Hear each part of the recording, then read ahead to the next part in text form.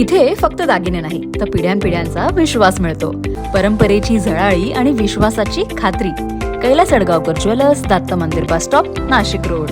नाशिक महानगरपालिकेच्या प्रभाग क्रमांक 26 मध्ये काल मध्यरात्रीच्या सुमारास दुचाकीवरून घरी जात असणाऱ्या प्रभाकर निकम याचा सातपूर अंबड लिंक रोड या ठिकाणी मनपा प्रशासन आणि ठेकेदाराच्या भोंगळ कारभारामुळे अपघाती मृत्यू झाला आहे. महासभेमध्ये वारंवार प्रश्न उपस्थित करून देखील अधिकाऱ्यांनी ठेकेदारांना जाणीवपूर्वक दुर्लक्ष करत असल्याचा आरोप प्रभाग क्रमांक 26 चे नगरसेवक निवृत्ती इंगोले यांनी केला आहे.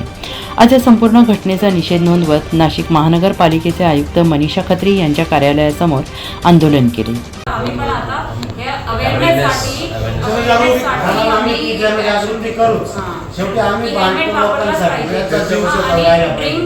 ड्रायव्हिंग नाही केली पाहिजे.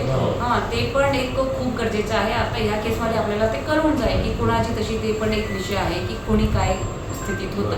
ठीक आहे, आपण कोणावर काय सांगत ते पण ते तर मेडिकल रिपोर्टमध्ये सगळ्यांचं ते रेग्युलर प्रोसेसचा पार्ट आहे.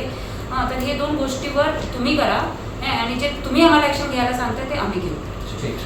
तेवढंच आम्हाला पाहिजे.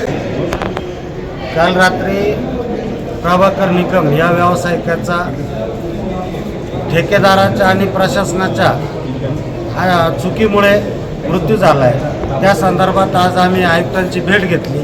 त्या युवकाला न्याय कसा मिळवून देईल याच्यासाठी आम्ही आयुक्तांशी चर्चा केली आणि आयुक्तांनी आम्हाला आश्वासन दिलं आहे का संबंधित युवकाला न्याय मिळवून देण्यासाठी ते आमच्यासोबत उभ्या राहतील आणि संबंधित ठेकेदार आणि अधिकाऱ्यांवर गुन्हा दाखल होईल असं आयुक्तांनी आम्हाला सांगितलं.